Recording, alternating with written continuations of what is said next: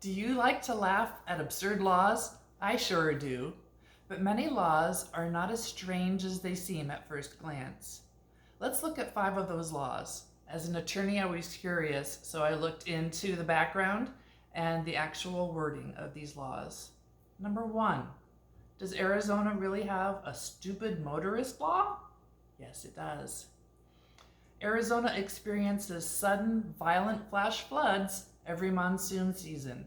Drivers routinely drive around the barriers and drive on into the flooded roadways.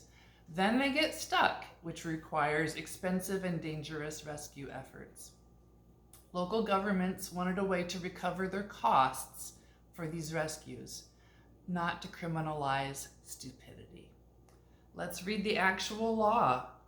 The stupid motorist law is a nickname for ARS 28-910, which covers liability for emergency responses in flood areas. Let's listen to part of this law.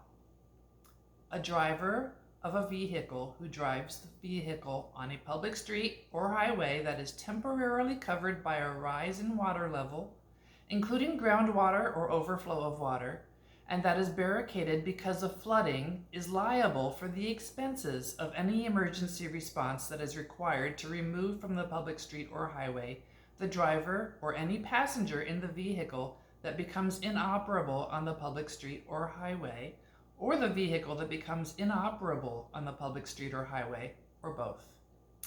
And later it says, a person convicted of violating Section 28-693 for driving a vehicle into any area that is temporarily covered by a rise in water level, including groundwater or overflow of water, may be liable for expenses of any emergency response that is required to remove from the area the driver or any passenger in the vehicle that becomes inoperable in the area, or the vehicle that becomes inoperable in the area, or both. That was number 1. How about number 2? Connecticut's balloon release ban. Does Connecticut hate fun? What is going on here? Apparently, environmental groups noticed balloon debris was washing into Long Island Sound, where it harms marine wildlife. This is because balloons do not biodegrade quickly and are frequently mistaken for food by the animals. So basically, this is an environmental litter law, not an anti-celebration law. It looks like you can still play with balloons, but do not release a bunch of them into the air. Here is the actual law. Connecticut General Statute number 26-25C subsection A.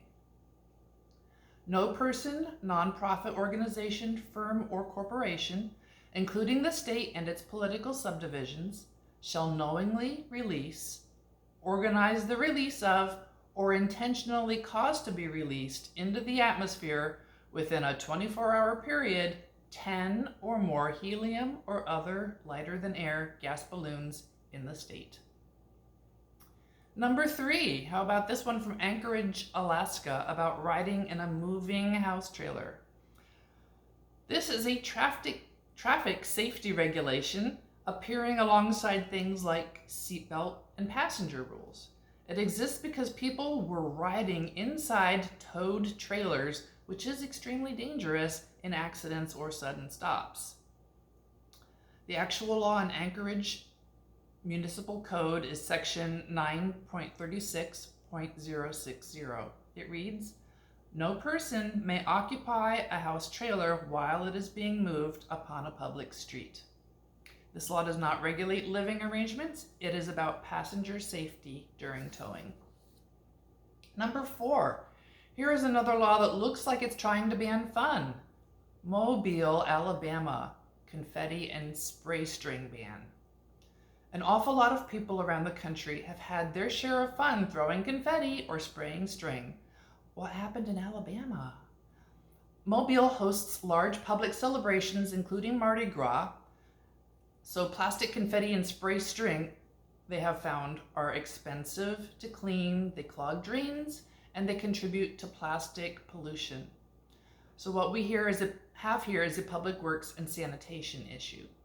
The law is Mobile Code of Ordinances, section 39-77, which says, It shall be unlawful and an offense against the city for any person to have in possession, keep, store, use, manufacture, sell, offer for sale, give away, or handle any non-biodegradable plastic-based confetti, serpentine, or other substance or matters similar thereto within the city or within its police jurisdiction.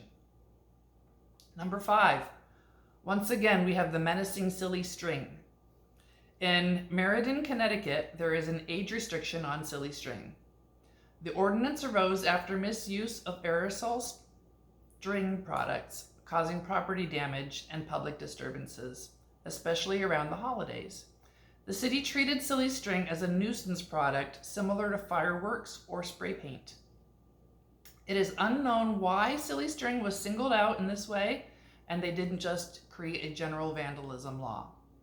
The actual law is City Code 175-2.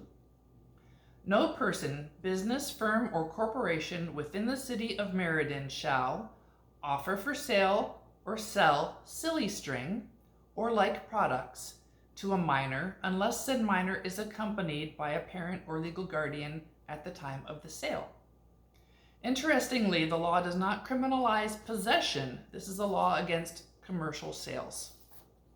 As you can tell, these examples all share the same flaw in their popular descriptions. They treat context-dependent, narrowly tailored laws as universal, moral, or absurd rules.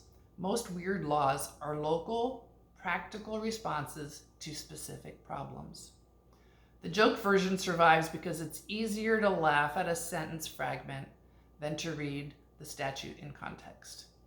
Follow my channel to listen to more actual laws.